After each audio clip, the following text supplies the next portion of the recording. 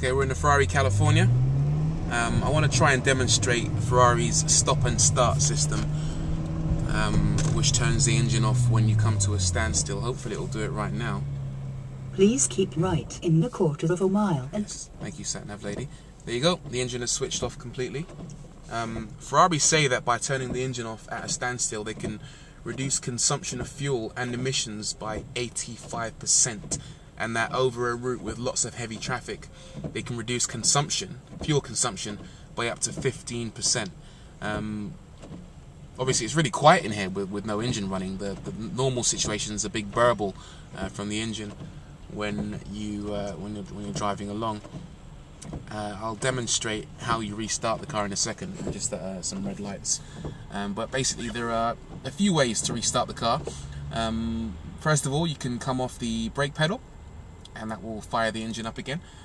Or you can press the accelerator pedal, and as you can see, I just came off the brake pedal and it fired up again really quickly. The engine starts up in 230 milliseconds in the stop-start mode, which is a lot quicker than the standard starting procedure when you push the engine start button. And that's because the engine kind of remembers what state it was in at the time it shut down. It doesn't have to kind of scramble around trying to restart itself and get itself back to that normal state. There it goes again. Really quick to shut down, really quick to start up again. And it kind of shows you via this information display that the start-stop system is active. A lot of start-stop systems are really intrusive. They actually kind of make you want to switch the thing off.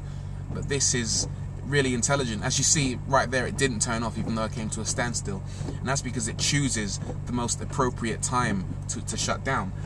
It can recognize things like roundabouts and give way intersections where you might not want the engine to switch off.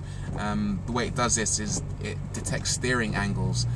For example, if you're trying to do a parking maneuver and the steering wheel isn't perfectly straight, then it will know that perhaps you don't want the engine to shut off completely.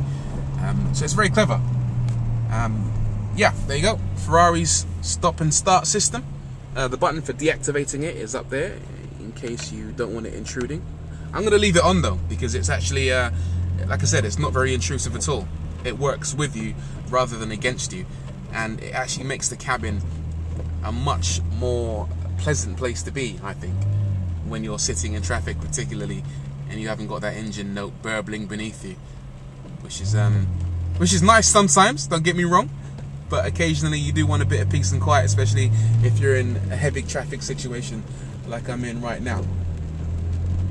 Let's see if we have one more opportunity to demonstrate it before we sign out. Nope, we're driving, traffic's being really kind, and there was me wanting to save petrol and the environment, and these suckers just want to get somewhere. Alright, there you go, I'm Rory. I'm in the Ferrari California, and that was Stop and Start.